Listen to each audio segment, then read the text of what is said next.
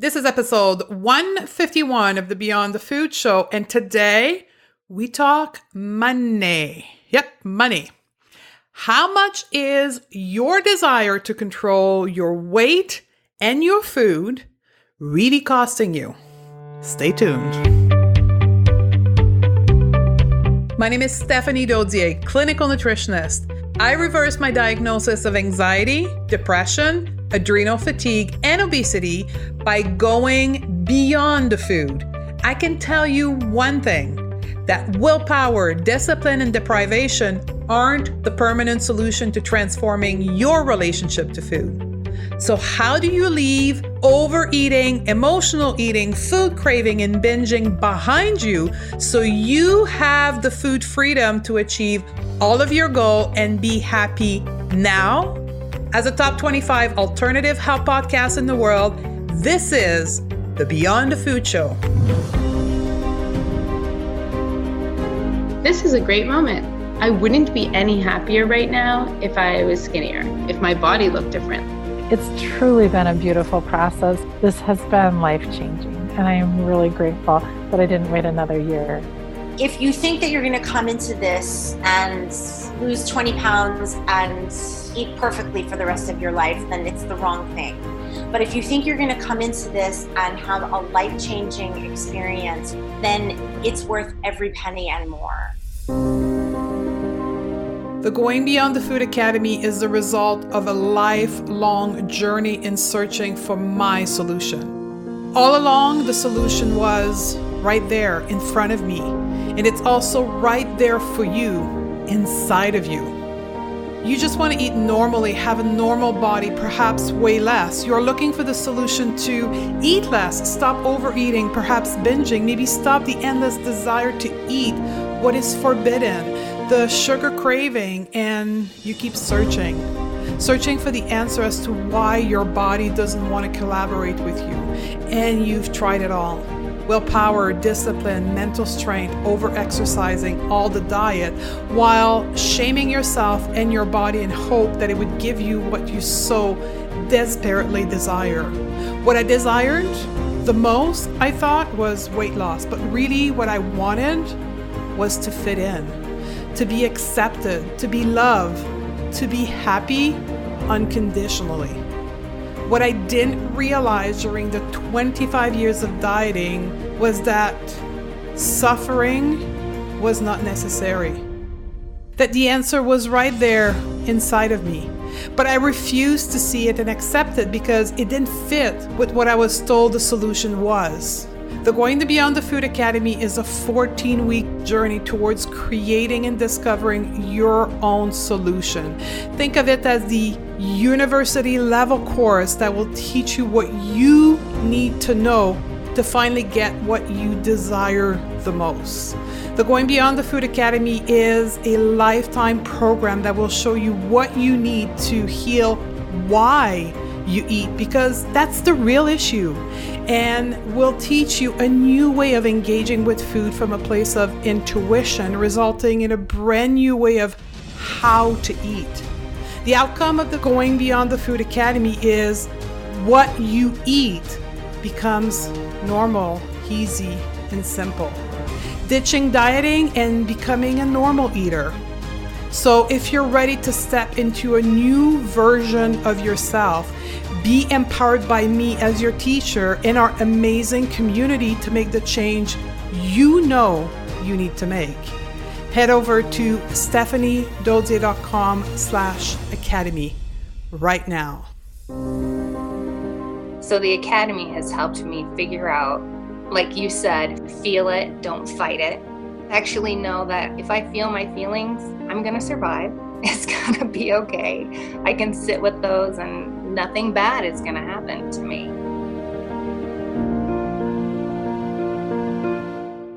Ladies, welcome back. I'm Stephanie Dodier, and today we're going to talk about money. And I have been wanting to do this episode for a while. Actually, we did a survey with our customers and our client back in May, so almost 4 months ago. And one of the most ranked objection to people joining our program was money, was costs. It's costing too much. I don't have the money. I've spent a lot of money already on myself for the past X numbers of years and nothing is working. I don't want to spend any more. So I've been pondering about how to tackle this subject because money is a very sensitive and personal topic. We have been raised with different beliefs around money and we all have a different perspective on it. So I think I found a way in this episode into which I am not going to tell you how to change your perspective on money or how to value different things in your life. I'm just going to ask questions for you to reflect based on your own values, your own beliefs around money, and how you can see how your food eating behavior, your desire to lose weight, to control your weight, to control your food is costing you beyond money. Because I truly, truly believe that for you, I, and the rest of us as a collective female gang group to live a life of happiness and joy and fulfillment, there's more than money attached to that outcome. Like, no matter how much money we have, we can still be miserable. We can still be unhappy. And in the same token, the complete opposite, we can be broke and yet be extremely happy. So I want to take the conversation of costs beyond money.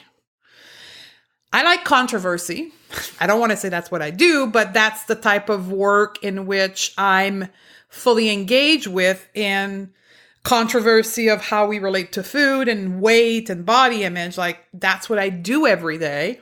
And so I'm okay with creating controversy, but I really want to not create the controversy of telling you what to do with your money, but instead creating the controversy in your mind of what costs mean. And what beyond money is the choice you're making about dealing or not dealing with the food behavior is really costing you. So that's what the podcast is going to be about. But before we get there, I have a couple things that I want to share with you. Number one, we are having a open house. Yay! This is the first time we're going to be doing this. We're going to open the door and show you the back of the scene of the Going to Beyond the Food Academy online learning platform and our program. So August 29th and August 30th, 2018, don't know when you're listening to that, you'll be able to join me. And like if you were coming to my house, I'm going to take you to the behind the scene of the Beyond the Food Academy.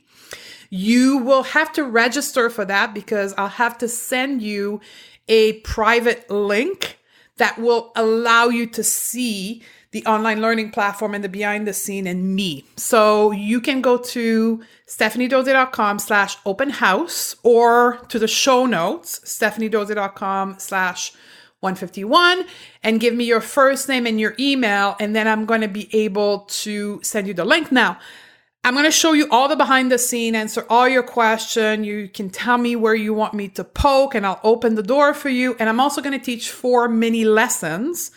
We're going to talk about shifting your mindset. We're going to talk about the left and the right brain, a little bit of neuroscience. We're going to talk about the 4 bodies of the human being and the missing link to the current weight loss method. And then the 4th lesson is going to be about body neutrality, the solution to body image and shame. And the reason why I'm teaching those classes is that you can have an experience of what it is to do online learning and what kind of teacher I am. So it's going to be a really cool experience. So if you've been curious about how online learning works or more information about the Academy, I highly recommend that you join in for that. I also will do, alongside with this open house next week, I will do what something new called office hours. What the heck is office hours? Office hours is going to be a time in which daily I'm going to go on Facebook and I am going to open up for people to get coached. Just like what we do in the academy, you either can put a question in the comment and I will coach you, or with the new technology, I'll be able to bring you on visually and coach you live face-to-face with me. So that's a pretty cool and exciting experience that I'm going to be doing next week. So it's going to be Monday to Thursday next week, every day at 6 p.m. Eastern Standard Time till 6 p.m. Eastern Standard Time. And I'm going to coach. So come in, show up on my Facebook page at 6 p.m. EST, Monday to Thursday, and then you'll get coached and see what it is that the Going Beyond the Food method can bring to your problem. So that's a 2 quick announcement I wanted to do for you and my listeners. But now let's dive into the topic at hand, which is the cost of your desire to control food and weight. And if you're like me, chronic dieter for 5, 10, or 15, 20, 25 years, I had never reflected upon the true cost of my behavior and my desire, because I was so wrapped up in my life will be so much better once I lose weight and once I can control my eating behavior, that I never thought about it beyond that goal. And I didn't reflect of how much of my life's pleasure, my satisfaction of living, my happiness was being affected by that. And the result was it was tremendously affected by that, but I couldn't see it beyond, and nobody had ever made me reflect on that. Because when I was posting the question or throwing around to people I was with my challenges with my weight or my food, the answer was always dieting, right? At any cost. And I spent thousands of dollars dieting, right? So that's what I want to do for you today, is pose you the question that I pose to my student who are in my program with me, but also the question that my coach that helped me get out of that pattern was asking me, to make me reflect, like, am I really focused on the right thing here? So let's start with the first area I want you to think about is the number one complaint that many of us have when we're stuck in this pattern of overeating, binging, emotional eating, and body shaming is we feel stuck. We feel miserable. We feel depressed, and we're constantly sabotaging ourselves. What is the cost of that? And how much does it impact our life? Right? Because self-sabotaging, to most of us, when we start this journey, we think, I only self-sabotage when it comes to food. My body is working against me. My body is screwed up. It's broken. That's why I can't stop eating at night. That's why I'm stuck. I feel like I'm a victim of my food. The truth is, self-sabotaging is not a malfunction of your mind, of your body. It's simply a signal to let you know that what you're doing right now isn't working for you. That you feel that if you don't get the result you want, you're afraid. You fall into this place of being afraid, and that triggers your subconscious mind and your survival mechanism, and that creates you to want to eat to resolve the pain, right? The problem is you're self-sabotaging in other area of your life. Self-sabotaging with food is not unique. You're self-sabotaging with the way you take care of your body. You're self-sabotaging with your relationship, and we'll talk about that a little bit more, but we're carrying on this behavior of self-sabotage well beyond food in all other aspects of our life. Why? Because that's how our mind is programmed to react. We don't know what to do with fear, with anxiety, with stress, with depression, with feeling stuck. And we're constantly sabotaging ourselves, right? And when it comes to food, because how we're programmed and how we are being informed around weight gain, we don't see anything beyond controlling food and controlling exercise. There was a survey recently, 3 years ago, done by a group of researchers in neuroscience from a company called Orlando Health. The link to the study will be in the show note.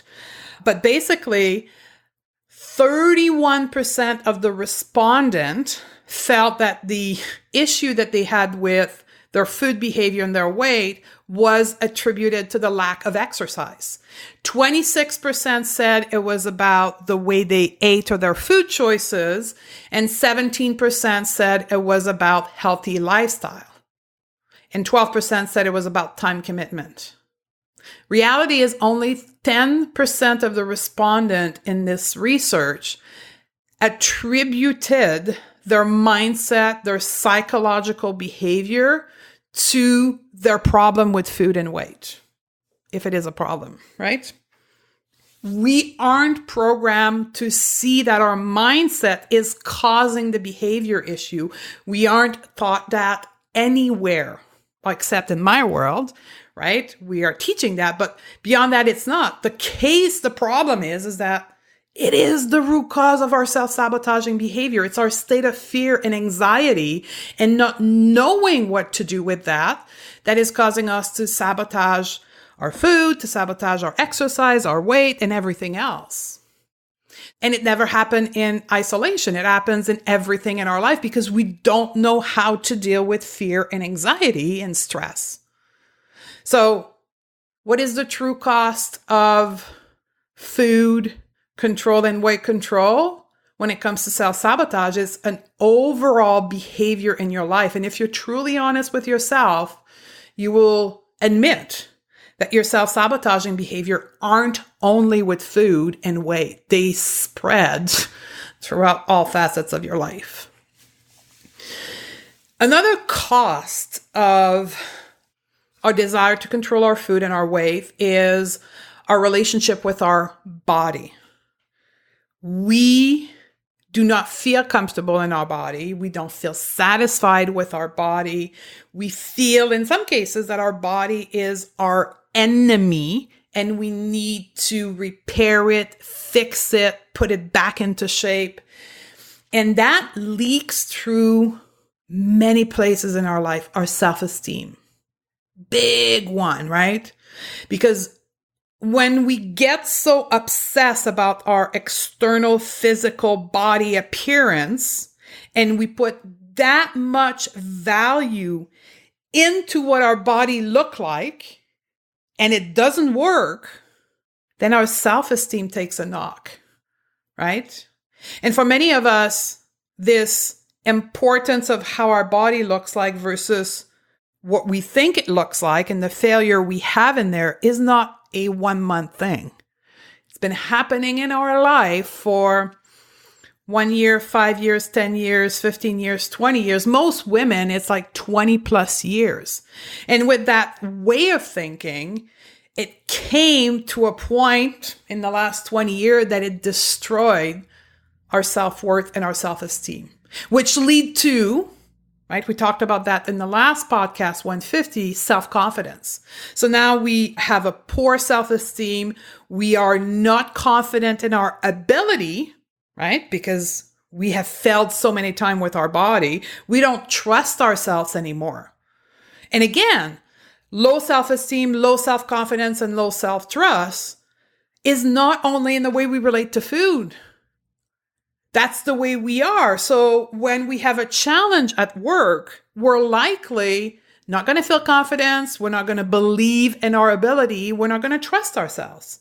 The same thing when it comes for mothers to raising our children. We're going to constantly doubt our ability to raise healthy and stable children. Like we're going to start questioning everything in our lives. Why? Because we feel uncomfortable in our body, which is that thing we're in every day. So what would happen if you were to find a way to be comfortable right now as you are? What would happen if you felt satisfied with you and your ability as a human being with relationship to your body? If you brought peace to that, guess what? It would leak in other facets of your life as well. Third part, which is linked to this whole feeling comfortable in our bodies, our relationship with our partner. Because let's face it, right? The human body, the human spirit, the human being is created to connect with another being emotionally, spiritually, mentally, and physically. And a great part of how we express that ability to connect with a partner is through sexuality. So for me and many women that have struggled with weight, body shame, and food behavior, low self-esteem, low self-confidence leaks into our sex life because we don't feel confident in our body. We don't find ourselves attractive, and we are afraid of being seen in our body. We are afraid of doing certain things in our sexuality because of the fear of judgment. So this desire to control your food and your weight so you can feel comfortable and acceptable leaks into your sex life and your ability to have pleasure and to give pleasure to your partner. What would happen if you were able to engage with your body from a place of at least neutrality, and you were able to feel sexy and confident and detach from how your body looked to really engage from human to human? Your relationship with your partner would change. And it would change for the worse. It would change for the best. And the pleasure you have in your sex life would grow. And pleasure is a huge component of our relationship to food, right? Sex is one component that brings pleasure into our life. That's how the human being was built. So sorry if I offend anyone here, but that's the truth. Having a pleasurable sexuality is needed in a human being. So we have kind of a need for pleasure in our life. We have a threshold to which our brain needs to have pleasure to produce dopamine so we don't feel depressed, so we don't feel anxious. A lot of anxiety and depression syndromes or diagnosis are due to low dopamine. Dopamine is the neurotransmitter that's being produced when we are pleasured. Now, there's many ways that the human being is being pleasured. Sex being one of them. Food, like eating, not binging, just simply eating brings pleasure and creates dopamine, right? Laughing brings pleasure and dopamine. Smiling brings pleasure and dopamine, right? What happens when we don't have enough pleasure in our life because we don't have a great sex life, because every time we look at our body or pass in front of a mirror, we shame ourselves and becomes anxious and stressed about the way our body look like? What about every time we think of food, we become stressed and anxious, right? We don't produce dopamine. Every time we bring food to our mouth, we feel guilty or we're questioning why we're eating. That does not produce dopamine. That doesn't produce pleasure. It produces the opposite of pleasure, which is stress and anxiety and anger and dissatisfaction. So the behavior of wanting to control your food, your weight, the ability to relate to your body in a positive way brings pleasure or brings stress, right? So it's costing you a heck of a lot of pleasure in your life if you can't change the way you relate with your food and your body. And it causes, instead of pleasure, It causes stress. It causes anxiety. Here's another one for you. The number one episode on the podcast that is not an interview is nighttime eating. And the same thing with the blog post on my website is nighttime eating. And if I do anything on social media and I talk about nighttime eating, people go crazy because nighttime eating is affecting a lot of us. What causes nighttime eating? What do you think it is? Is it because we are just broken? Is it because our leptin or ghrelin is out of whack? Maybe for some of us, but the vast majority of us struggle with nighttime eating because of stress and anxiety. Now, I'm not going to get into the detail of that. I'll put the link to the podcast about nighttime eating, but stress and anxiety is at the root of nighttime eating. Where does that stress and anxiety come from? It can come from work. It can come from money issue. It can come from different things. But let's face it, and let's be honest with each other here, ladies. A lot of our stress and our anxiety is self-imposed. It's self-imposed by the way we see life. It's self-imposed by the obsessive compulsive desire to lose weight, to control our food, to maybe control the quality of our food, to control how we engage with food for multiple reasons. We self-create that stress and that anxiety. And when we do that, we don't have pleasure, which creates a whole bunch of other issue. It's costing us in that bucket, but it's costing us in our stress and our anxiety level, which kills your confidence. It kills your courage. It kills your happiness, your calm, your peace of mind. What if you didn't all the time obsessively, compulsively thought about food or your weight or your body? What would happen? Would you eat as much as night? Would you have triggered to binge as much?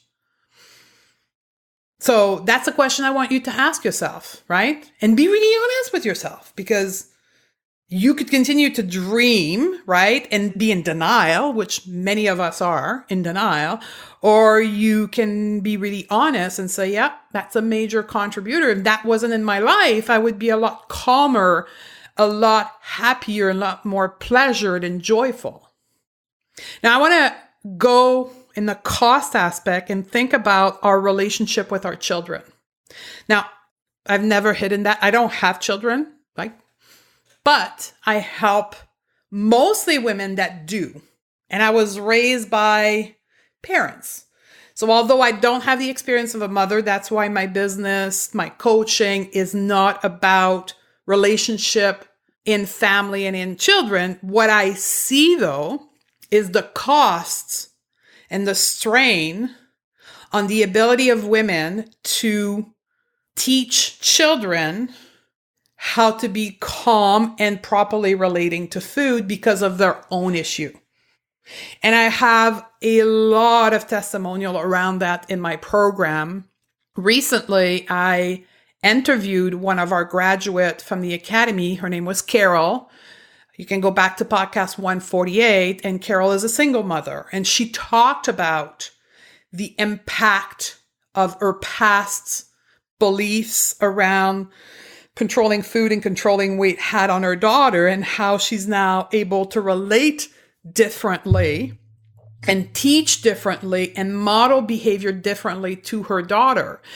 I can also think of Chris. I've never shared Chris's story on the podcast, but Chris is one of the lady in the academy, and she had a reality check the moment her son came home after school one day and said to her, "I'm fat and I'm being teased and I'm being bullied." But here's the thing, with the tool and the knowledge about not obsessing about food and weight, she was able to lead her son through this "I'm fat" belief and get him out of there, right? And help him feel better. Do all the mom have that skill set? The truth is, if you're stuck in yourself being shamed, yourself being compulsively obsessing about the way you look or your weight and hyper controlling of your food and then binging and all that stuff, how in the heck are you going to be able to lead your child or children through that? And that's a lot of the reason why women come in the Beyond the Food method, is to change that mindset so they can then give back to their children. I'm going to link in the show note to a study that was done by the American Journal of Clinical Nutrition that emotional eating not only affected stressed out adults, right? Creating stress, eating in response to stress. We talked about that, but also in children. So they did a study with children. They put them into a stressful situation with food around them. And guess what? Children that were stressed, that had learned the behavior of emotional eating in their household, went to food to soothe their stress because that's the behavior that they learned. Where other children that had learned different behavior to cope with stress didn't go to food. So if you want to check that out, go to the show note. But the cost of controlling our food and our weight and our obsessive, sometimes compulsive behavior does affect our children and our family. It does also, the cost of it leads to poor health. Now, it leads to poor health, not because of the weight gain, which is what the weight loss in the fitness industry wants you to think. It leads to poor health because of the poor food choices we make. Because when we eat out of stress and anxiety, let's face it, we don't crave broccoli. We crave sugar, salty, cracky, junk food type of stuff. And that is what's causing our poor health. Not the weight gain. Weight gain is only a consequence. What's creating poor health, which is mainly driven by inflammation, is stress. Stress is a huge driver of inflammation, but also poor food quality, like highly inflammatory oils, high level of sugar in our diet, high level of salt in our diet, right? Is what creates the poor health. And what drives us to eat sugar and junk food is our state of mind. Is the stress and the anxiety that makes us crave this food. Because when we're balanced, happy, and joyful, and we learn about the side effect of poor food choices, there's no way we're going to crave those food. That's what's called intuitive eating. And that's why it works. That's why we teach it. Because once you're in a state of calmness, of joy, of happiness, then, and you follow your body messages, you ain't going to crave pretzels and McDonald's. Just not going to happen. You're going to crave food that makes you feel good because you have a relationship of respect towards your body. So yes, the obsession with food and weight costs you your health. From a health perspective, I also want to address the pain. Because pain, based on our survey with our customer, is a huge trigger for many of us to eat. We feel in pain, joint pain, maybe muscle pain, back pain, low back pain, and we suffer so much from that pain that we end up overeating, emotionally eating, craving, binging because of our pain, physical pain. Now, we did a podcast on that, on low back pain. You may want to go and listen to that, and I'll link it in the show note as well. But what's creating pain, right? There's two of many reasons that causes pain. Number one is, food choices. Unhealthy food choices causes inflammation, causes our joint to inflame, and then we have pain. Now, I have a great story on that. Jennifer is a patient of mine. I work one-on-one with her, but she's also part of the Beyond the Food Academy. She has been following me for years. Way back when I had a clinic and I was doing public speaking in Ontario, Canada, she was attending all of my conference. She knew exactly what she needed to eat to be healthy, but she couldn't stick with it. On and off the bandwagon all the time. Like for years, like 4 or 5 years that I've known her, she'd attended my stuff. She was trying to do what I was saying, but she couldn't do it. And a result of that, she was on a lot of medication, pain medication, nervous system medication, high blood pressure medication, and depression medication. She did the academy. We help her with the mind stuff, like with her desire to control food and weight. We got her out of that. Then I started to work one-on-one with her, and we dialed in her food, which then became so easy for her to eat healthy. It was no longer a diet. It was just what she was doing. And guess what? Her pain vanished. She stopped taking her medication. One out of the 2 medication gone. Her blood pressure medication, 1 out of 2 gone. Like her depression medication gone.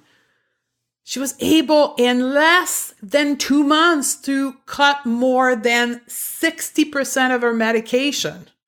And the pain was gone. Why? Because she was able to make healthy choices from food consistently. So our obsession with food and weight, which leads us to emotionally eating, to binge eating, leads us to not make good food choices, which creates health issues. Not weight issue, health issues. So take all those 5 points that I talked about, right? How is your relationship with your partner, with your body, with the notion of joy, a pleasure, and a happiness in your life, your kids, your health, and ask yourself the question, how I'm currently going about controlling my food and my weight, is it costing me more than I really want to see? And then put that into the perspective of money, right?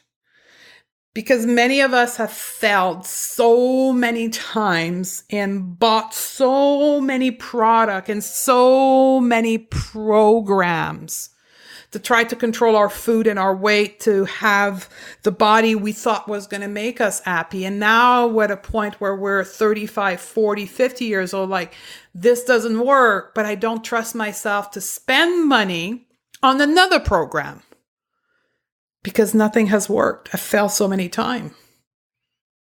Ask yourself, is it costing me way more than my money? What if I was to invest money? Whatever it is, it's not relevant that it's my program or my material, but I was to invest in something completely different. For sure, if you're questioning, should I invest money? And then you're just reinvesting money in the same thing that led you to failure, for sure, you're going to fail again. But what I'm asking you is to, maybe it is time for you to change your approach, right? Think about it with an analogy of a car. I like to use the analogy of car because most of us have one. Let's imagine you wake up to go to work one morning. You went to go start your car to go to work. The car doesn't start, right? So you go to your mechanic. The mechanic says, got it, quick fix, the starter, boom, bang, your car starts again. You go to work. A week later, get to your car, start your car to go to work on Monday morning. The car doesn't start. Go again to your mechanic, right? Oh, again, it's the starter, whatever the part of it is. I don't know enough about car to tell you exactly what it is. But anyway, that's the thing, fixes it. You start your car, you go to work, everything is fine for 10 days. Then you start your car, on the 11th day, the car doesn't start. What would you do? Would you go back again to the same mechanic, have the same part of your car fixed as the 2 times prior? Or would you sit in your car and say, okay, maybe it's time that I change my mechanic, or maybe it's time that we fix something else in the starter because clearly this is not working because every 10 days I come to start my car and it doesn't start, right? Or would you give up, throw your hands in the air and say, not fixing my car, not worth it. Every time I try to do something, nothing is working, so I'm just going to take the bus instead. No. Right? I know for me, I would change my mechanic. That would be my number one approach. I would just give up on my mechanic and I would go seek someone else. And I would make sure when I get there that I ask him, what are you about to do? Are you going to work on the starter? Because if you do, I don't want that because we've done that already twice and it doesn't work. let's run a diagnosis on my car. Let's plug it into the computer and let's get a report on what's broken in my car. And come to find out, it's the engine.